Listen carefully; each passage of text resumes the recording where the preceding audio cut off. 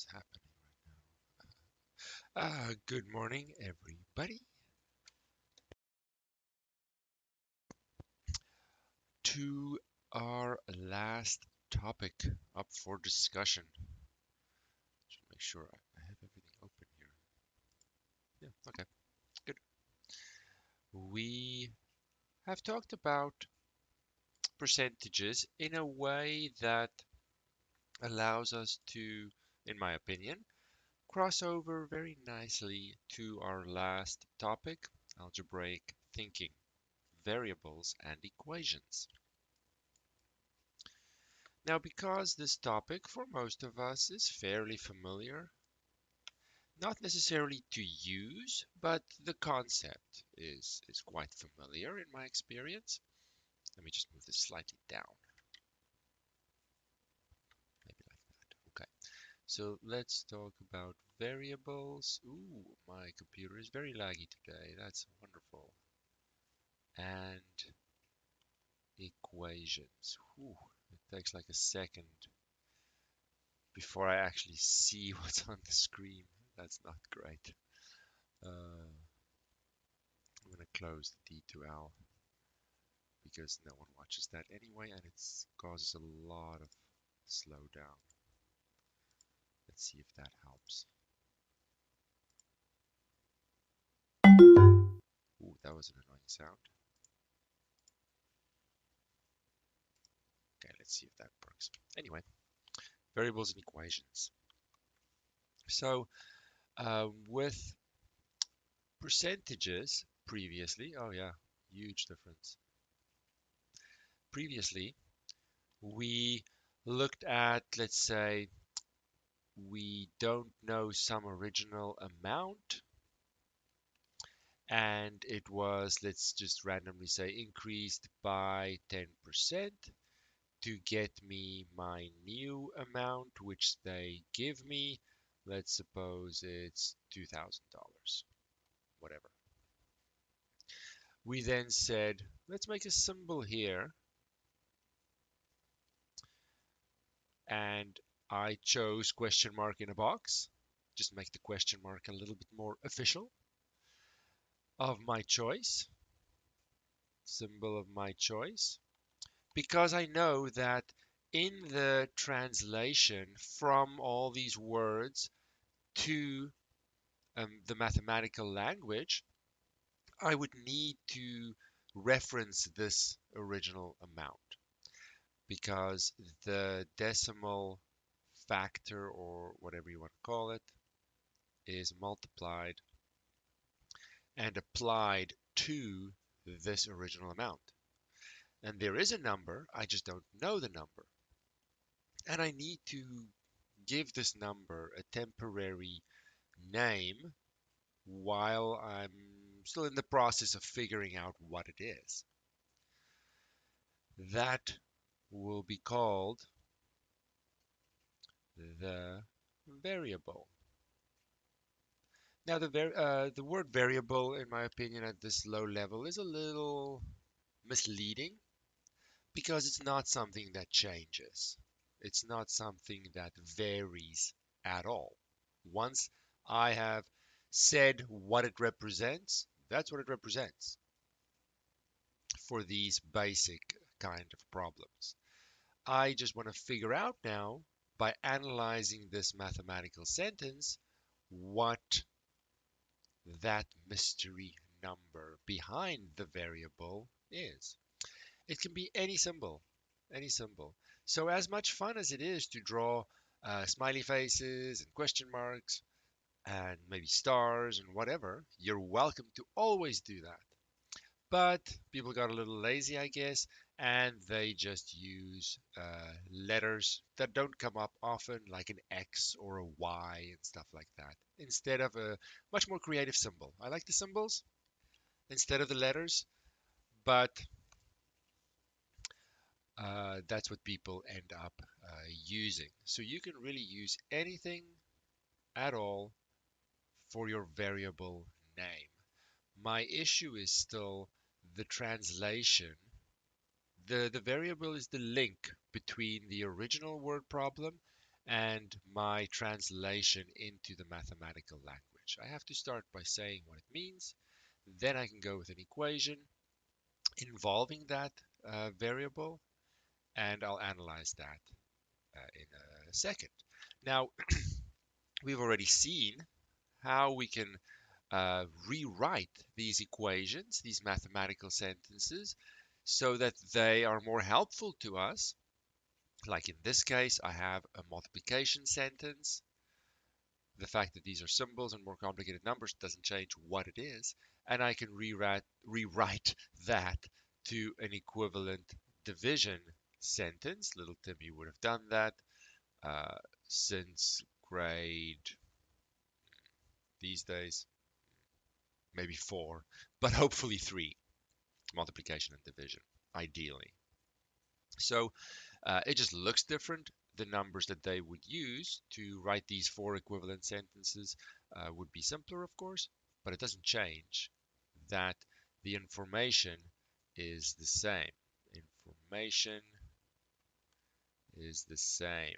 And that's the key. I want to rewrite this equation, pretending it's more difficult perhaps, to a point where I can see how to calculate the variable. But I don't want to lose the meaning of this sentence. Then I've changed the question. So luckily within this mathematical language, within these equations, there are ways uh, to rewrite these equations without losing the meaning. Let's have a look at that. And I'll do that briefly by just referencing the book. Just want to make sure my webcam isn't in front of this. I don't think it is. Let me just double check. No, I'm good. So the balance scale motivates this completely. In the case where I have a mystery quantity with some other 3 other blocks, and I have how many on this side? 7. They're in balance, and I get the equation that corresponds to this, x plus 3 equals 7. And of course, logically, it's not a big step to say that if I take 3 blocks off on each side, then everything is still in balance, which says that I can subtract an amount as long as I do it on both sides of the equation, and the resulting equation has the same information. It's the same scale, same thing. And that way I can see what the mystery amount is. It's equivalent to 4 units.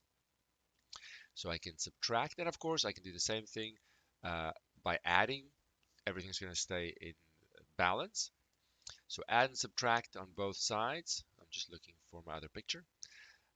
Adding and subtracting by a quantity or an amount on both sides won't change the balance that I have. Here I have 3x's equal to 6, all in balance. So if I divide both sides by 3, take a third of what I had, a third of what I had, as long as I do it on both sides, everything's going to stay in balance. Telling me that that's a way I can manipulate the equation by dividing or multiplying by the same number on either side, and I don't lose the information.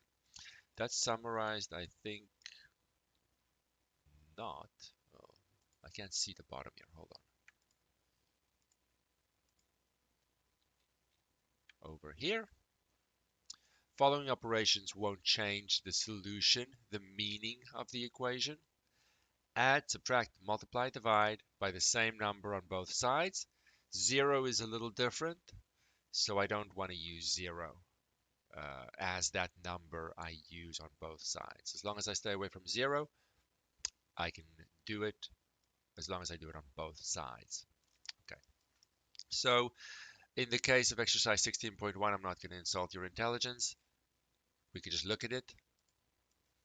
I'm going to subtract 2 on both sides to get x equal to 6. So my goal is always the same. My goal is to rewrite the equation, which is just a sentence in this language, rewrite it to an equivalent sentence, but one that shows me how to calculate the variable's value. For this 2x plus 8, I'm going to divide both sides by 2 and then get x equal to 4.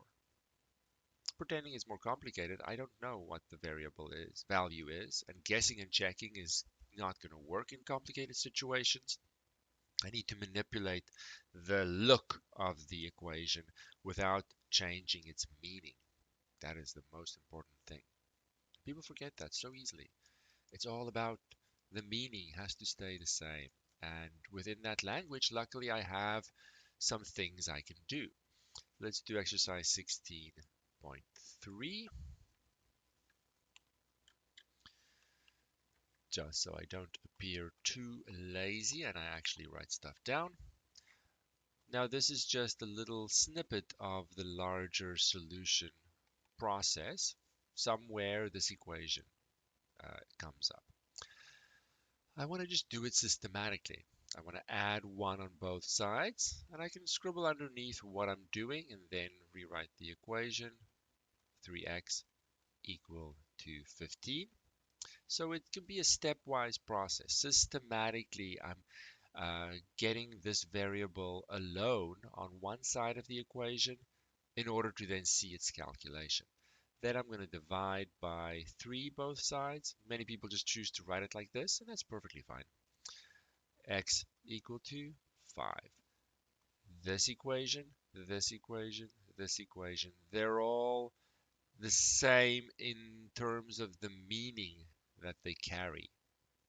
The first one was just a little bit hiding what that x's value actually is.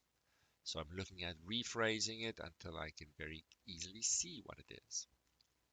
So it's a step up from changing a multiplication sentence to a division sentence, but the result is the same. Okay.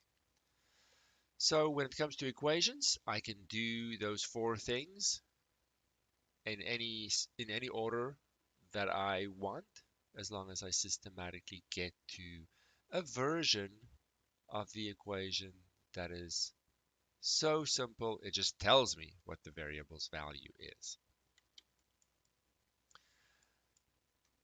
And I like to have some fun with it. Especially in high school, you do a lot of these things over and over and over, and you don't really see the point. They don't throw enough sort of word problems and applications into it. Sometimes it's hard, but I like to make a game of it. Can I find a sequence of steps that I can do systematically, getting the variable alone on the left? Make a game of it. Have some fun with it. I tried to convince someone once that yes, it feels a little boring and abstract when it's not connected to a word problem, but you see it as a game. The challenge is, can you figure out what the variable's value is? And he looked at me in all honesty and said, it's not a very fun game. But I didn't have any counter to that reaction. So I suppose it's not very fun, but if you make it fun somehow, then it becomes more enjoyable. Let's see. A very simple word problem, just to again emphasize the procedure I follow through literally any word problem. 2 times a number increased by 1 is 15. That's it. What's the number? Now I know in this simple situation, you can totally guess and check your way through it. But very quickly, the complexity of a word problem is just a little too much for that guess and check strategy to work. It just won't be something that's reliable for very long. I am always going to take a 4-step approach to a word problem. And when I do step 1, I'm doing step 1. I don't worry about a future step. I isolate these steps so they can help me systematically move towards the answer. People are obsessed with the answer. When I do step 1, I don't care about the answer. It's going to come out as a result of this 4-step process. Now I know this one's super simple, so we can very easily verify that we get the right answer. So 2 times a number, I have some mystery number. some information is given about that number. But in order for me to translate that information into the mathematical language, I need to have a variable. Now you can make that variable name anything you want. I'll be super boring and make it an x. Let x represent the mystery number. Mystery number. So for step one, you need to have a full sentence that links the mathematical language and the English language. Full sentence, so that there's no doubt anyone who reads this understands what your variable is, what it means.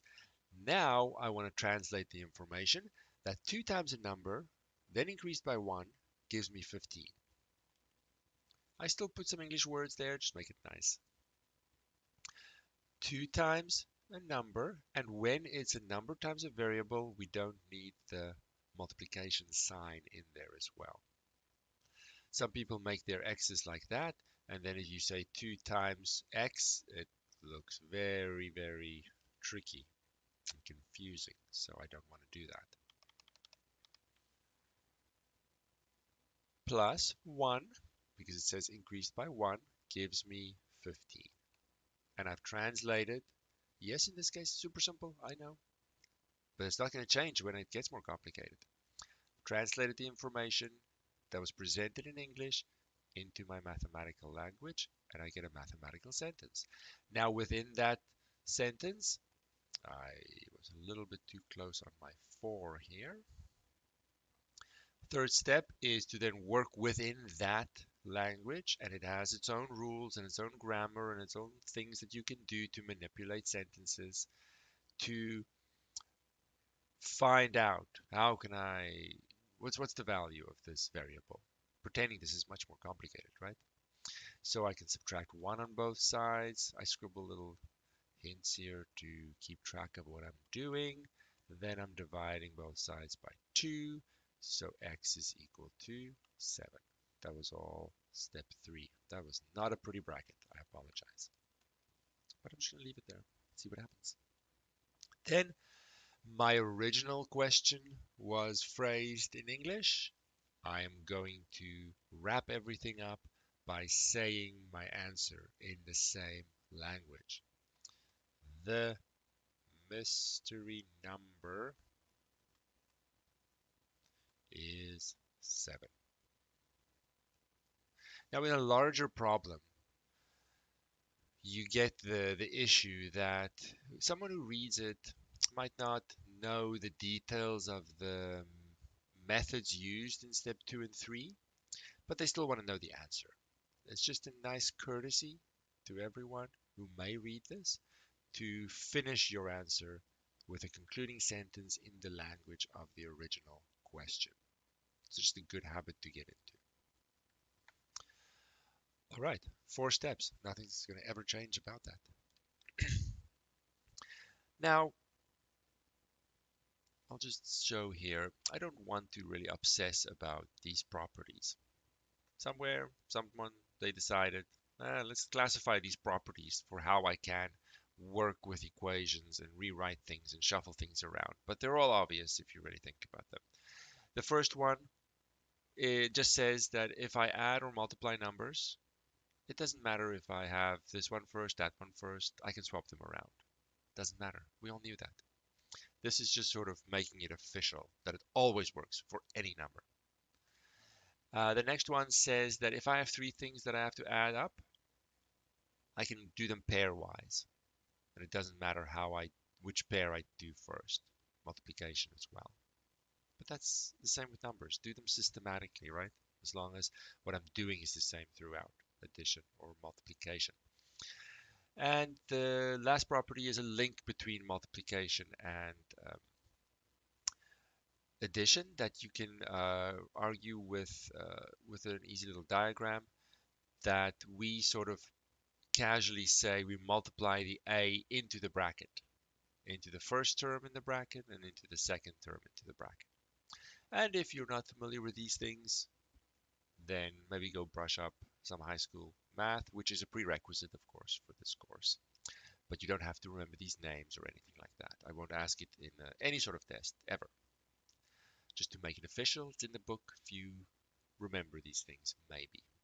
I don't need to label them to know what to do. So for some reason, I have this equation. Let's just run through that to see. Oh, I have no space. To see, uh, I guess, something more complicated. What I mean by these properties, but you don't ever have to label them. What was my equation here? Exercise 16.5. I'm solving 2 times in brackets x plus 4 equals 7x plus 2. Just made up, I know. But we can get similar things from word problems later on, absolutely. So,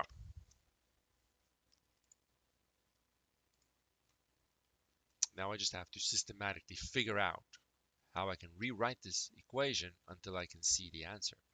Well, first, I want to simplify the left side by multiplying the 2 in, so to speak. 2 times the first term in the bracket plus 2 times the second term. The right-hand side stays the same. Now, we're not spending a lot of time practicing this because it is part of your prerequisite coming into the course. But if you have trouble with it, I can definitely give you a resource to practice this and so on. You just have to find the appropriate grade. Now, what I want to do is add and subtract both sides, but I want to group similar things together. I have some terms here that have x's. I have 2 x's on the left. I have 7 x's on the right. Maybe I will subtract 2 x's on both sides because I have more x's on that side. Take 2 x's away on both sides. Then I have 8 left, and I have 5 x's left on the right, and still plus 2. So let's subtract 2 on both sides. Then I have 6 equal to 5x. Personal preference, I like the variable on the left side of my equation, but if this side is equal to that side, then that side is equal to this side. Doesn't change.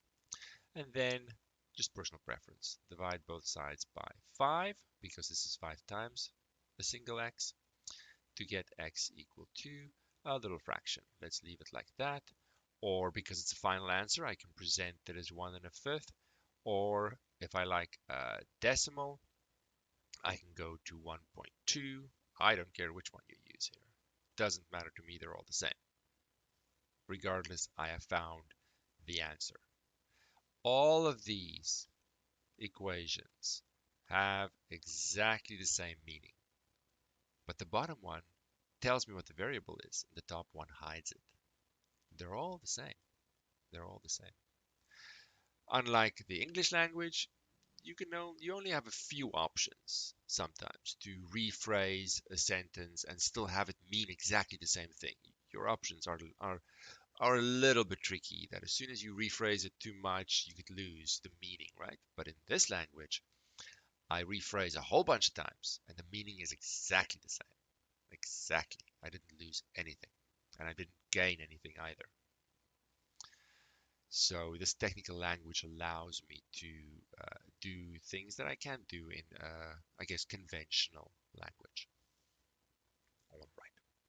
So when I encounter an equation, I now know what to do with it, I hope. But when I look at my steps, where are those steps? Here. Here are the steps. That's not the first thing that is going to be an issue in a word problem.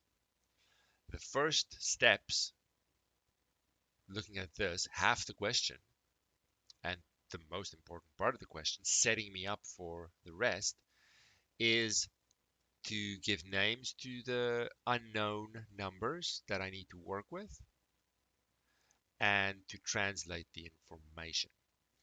Now, to practice this second step, this is where the main issue is, that if step 2 goes well, the rest will go well with a high probability. If step 2 doesn't go well, and it's wrong, then of course everything that follows that is wrong. So really the key focus is on this translation. Now to make that easier, we might only focus on half of the equation, or maybe just another side. We don't always have to make a full equation to practice this translation issue. Exercise 16.6 is a good first example. And as we do full word problems, we'll do the translation, of course, because it's one of the steps, right? But let's just try and isolate the main issue in this four-step process with something like exercise 16.6. A group of friends collect comic books. We call one side, when we don't have a full equation, we just have this maybe. We call that an algebraic expression. Algebraic because it has this variable in it. Expression or phrase because it's not a full sentence, right? It's not grammatically complete. It's just a little snippet of it. Algebraic expression. So that means it won't be an equation.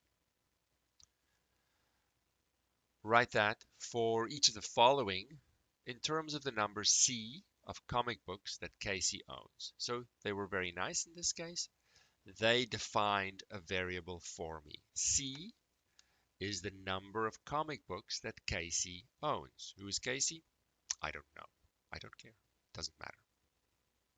So I can skip step one because step one is done for me. And only in those cases can I skip step one. It's done already. You may introduce a new variable. We're not going to need to do that, but make it clear what they represent. We don't need to do that. So let me just start this. Do we have a new page? Yes, we do. Oh. Exercise 16.6. Now, even in this simple setting, people don't give this enough attention. And then when this exact same issue comes up in a full word problem, they don't know what to do. Let's build it up, even in these simple situations. Make sure we understand this translation happening. Okay, so C is the number of comic books that Casey owns. Number one, K has 3 times as many comic books as Casey. Now, because I don't have a full equation, I don't have a full mathematical sentence, and even when I do, I like to have some English words around it. So we can definitely mix our languages, totally fine. K has 3 times as many comic books. If Casey has C comic books, K has 3 times C comic books. And there is my algebraic expression. It can be merged into an English sentence. That's totally fine. It actually is nicer. It reads much more nicer, much more in a much more convenient way for anyone who may want to read it, because the mathematical language doesn't read as nicely in all situations with just it on its own. It's nice to have some English words around it. Makes us understand it better. Number 2, Nancy has twice as many comic books as Casey. Can we represent the number of books that Nancy has in terms of, or using that variable C? They say twice as many, so Nancy has 2C books. So I have to use the variable available to me to represent a new, different quantity. Again, we start very simple because I don't know what your background and experience is. I don't want to assume anything. Number 3, Jinfa has only half as many comic books as Casey. Half as many. Jinfa has, now you could write a half times C, or you can write C over 2, or you can write 0.5 times C I don't care. Do whatever makes you happy there, because they're all equivalent, and I can represent the number of books using the existing variable. Doesn't matter to me which one of those you pick. Number 4, Fortuna has 4 more comic books than Kay has. 4 more comic books than Kay. So let me just start here with her name. 4 more than K. K has 3C, so I have to add 4 to that. And there is my algebraic expression. I think we have one more. Number 5, part of our introduction. Melissa has 2 fewer comic books than Fortuna has. So let's write our little sentence here. Melissa S has 2 fewer comic books than Fortuna. Fortuna has 3C plus 4. And then 2 fewer would be minus 2 books. I don't care about simplifying it. I don't care about any version here, as long as it is technically correct. If this comes up in a larger equation, yes, then in step 3, I want to simplify it. That's not a concern right now. I know people are obsessed with simplification because it happens somewhere in school. They make you seem like it's a super important thing. It's not. It's not. Same with the fractions. When we did fractions and we found something like 12 over 20, for example. I can't remember exactly. I don't simplify that. I don't care. There's nothing wrong with that fraction. Same here. Though if you want to write 3c plus 2, you're welcome to. This is exact same meaning. You just don't need to. So our first issue is to make sure we can do that translation. Especially, well, we do it first in isolation, in a simple setting so we can build on something. Because when it comes up in more difficult or more involved word problems, then I sort of neglect that translation portion, even though it is the heart of the whole solution process. And without it, I won't get the right answer. But with it, the rest is kind of formality. Okay. How's our time? Our time is good. Our time is good. All right. So we have exercise 16.7, which I'm not sure why it's different from the rest. It's just 2 problems. It's just 2 word problems. I'm not sure why they're grouped together. They're not related in any way.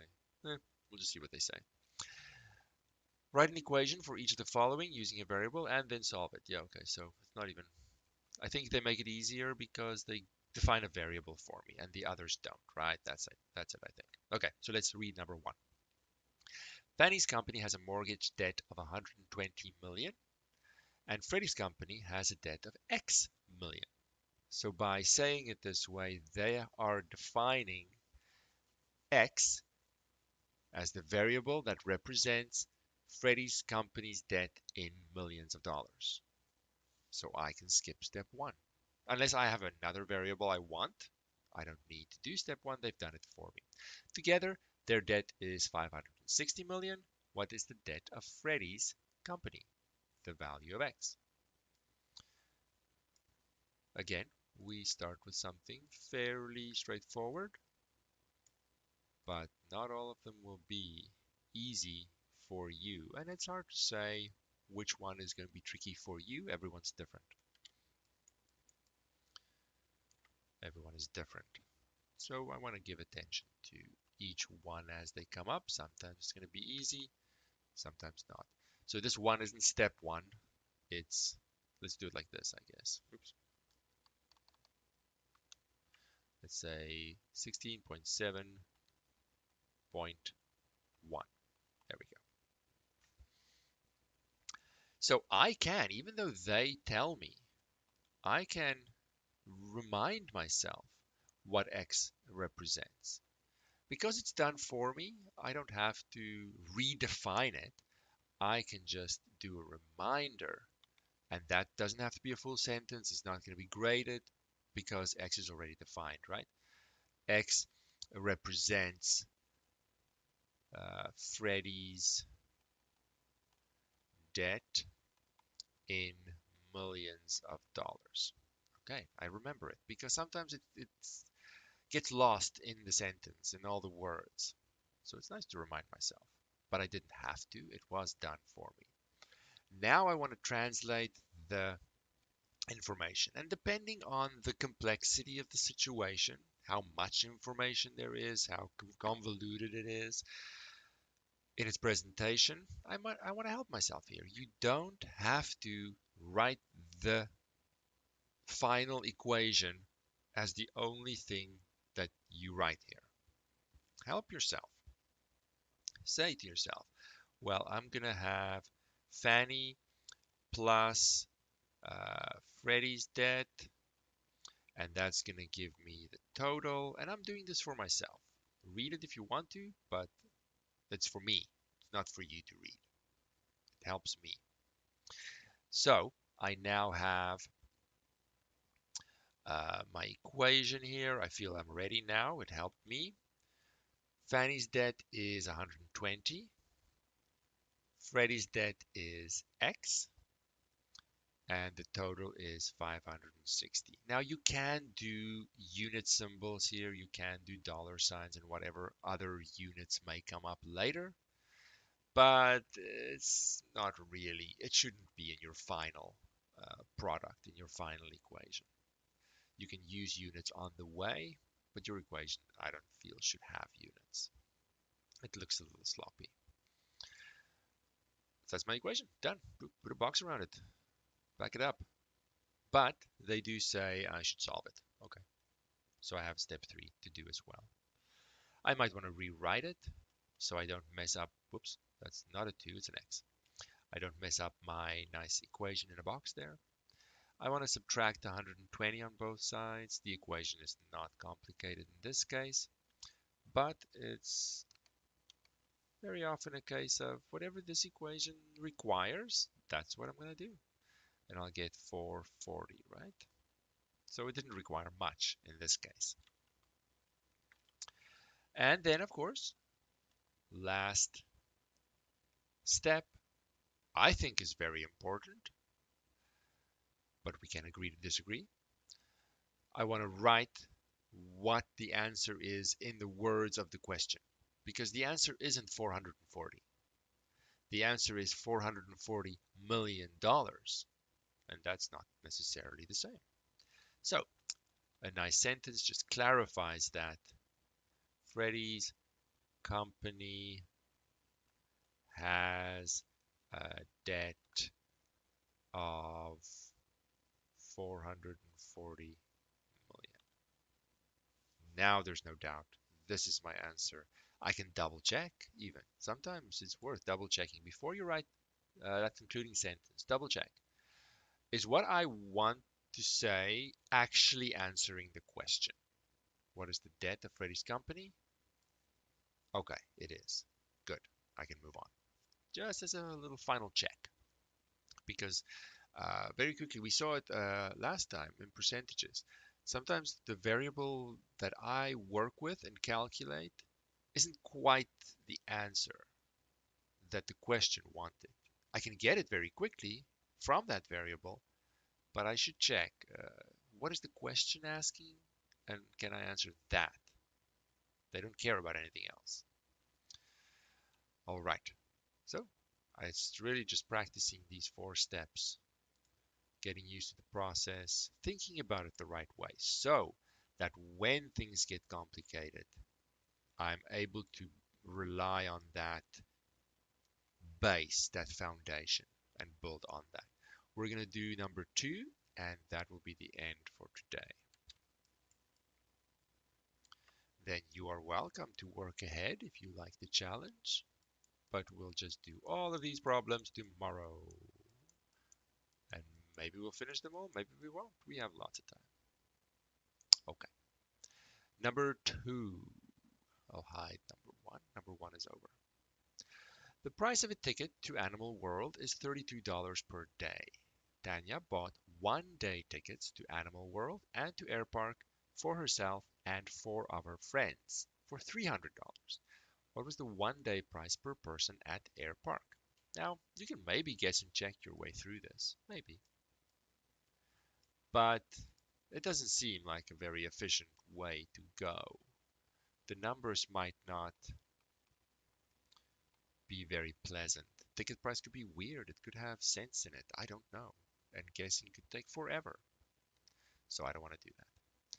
They, let me check, define a variable for me. They give me information, information, information. There is no variable defined for me. Okay, so I definitely have to do step one. Now, they ask, what was the one-day price per person at Air Park? Well, they tell me the price to Animal World, right? So don't need to have a variable for that. It's 32. The price per person ticket at Air Park is what they want to know. So usually, not absolutely always, but for our level of question, almost always. The thing that they want to know is a good starting point for a variable. So let's do it. I want to write that down, right? Full sentence. I just need to pick a symbol. Now, usually it's something to remind me about what it means, but you could just go for a generic X or a generic Y or whatever. Doesn't matter. Let's mix it up and go for a Y. Because why not? That represents the 1 day per person ticket price to Air Park. Take the extra few seconds and be very clear in what your variable represents. I will say it on the record now. If you say y equals Air Park, I will not give you your mark that is reserved for step one because this is not clear. Maybe you know in your mind what you want to say and what the variable means, but if it doesn't come across on paper, virtual paper, it doesn't count. It's on record. If anyone complains, I will go to the timestamp of the video at this point and say, you were warned. It needs to be a sentence complete, completely clear in its meaning.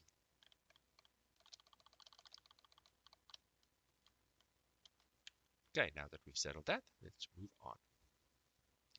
Now, hopefully that's enough to build my equation and my translation completely. But, in some cases, I see it in calculus all the time, that you might, as you're doing step two, it turns out, oh, there's another variable. And then you go up here and define it again. For our level, almost always, one variable should be sufficient, and I definitely want to try and get away with just one variable. But if it comes up that, oh, I didn't want to define the variable this way, go back, change it. Once you finish a step, it's not set in stone and done. You can go back, absolutely. Okay, so let me just read this again. Because reading a question once, a word problem, is not enough for me. I don't remember. By the time I get to the end, I don't remember the beginning at all. I need to read this as many times as I want, as I need to. I don't want to.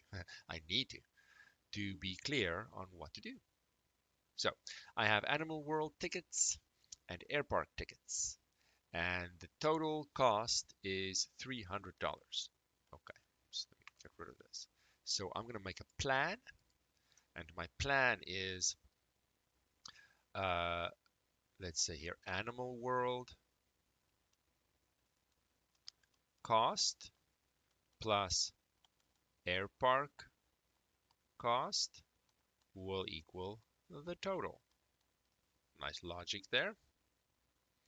Not nice writing, but still. So you can look in the book. I'm not going to drag it back and forth all the time. The price for an Animal World ticket is $32 a day. 32 per day per person. Okay. I'm writing notes here for myself to get it out of the word problem, out of the sentences, and help myself. We decided that the air park ticket is going to cost Y dollars per day per person. Okay, that's just a reminder for me. I need it. I choose to write it. Okay, so now let's see. So Animal World costs $32 a day per person. Now everything is just happening on one day, so I don't really care about the day. Now she bought tickets for herself and 4 of her friends. So she bought 5 tickets. So Animal World is going to cost 5 times 32. Then she also bought tickets for the same number of people to Air Park. So that's going to be 5 times Y. When it's a number and a variable, it doesn't need a times symbol. When it's 2 numbers, it needs a times symbol. Different rules. And then it's a total of $300. I can then go, because this is so important. I can go and scan. Did I understand this right? Okay, she bought one-day tickets to Animal World and Air Park for herself, 4 of her friends, so that's 5 people, $300. Okay, I think we're good. I think we're good. Double check, because everything you're doing now is going to rely on this equation. My equation's done. I move on with my life. Oh, but it's not simplified. I don't care. That is never a requirement in step 2. In step 3, it's a different story. Now I want to clean this up and figure out how to rewrite this so I get the value of y. So let's just show something in chat because it's been pretty quiet. I want to know what's 5 times 32.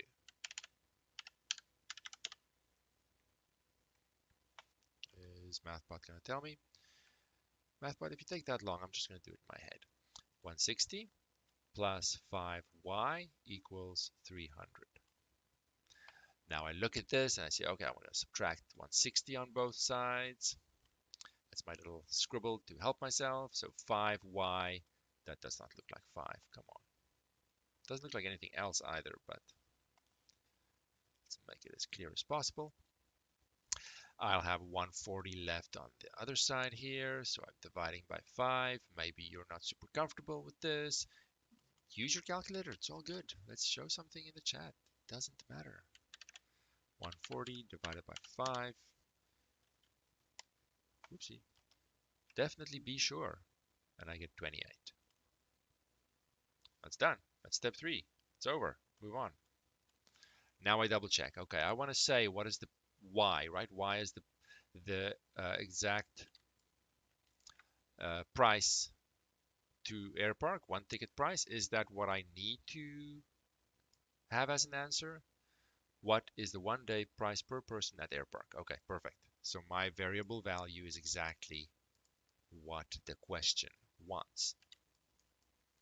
I just need to say it in complete English. Okay. The ticket, everything's one day, so I'll drop the one day. The ticket price to Air Park is $28. Done. Let's zoom out maybe. Zoom out a touch so I can see the whole thing here. No, random line. There we go. Start to finish. Nice. Systematic. I didn't care about the answer at step 1. I didn't care about the answer at step 2. I actually didn't care about the answer at step 3 either. It just came out to be whatever it is. I trust the system to guide me to the eventual answer. Naturally, it can't not come. It's designed to get an answer at the end. But I never have to worry about it. All right. We are out of time. a good place to pause anyway, not stop. We obviously want to practice this more. There's 4 steps over and over and over and over. But from one word problem to the next, there's a lot of variety. And I can't go into a word problem thinking, oh, this is going to be easy or I'm going to do this. No, I'm going to have to let the word problem guide me to what the translation is, what the equation is, what variables to define. And that uh, experience that I need to build up is going to take some time. But luckily, we have time, so it's all good. All right, that is it for today. Are there any questions on this that you would like to ask at this time?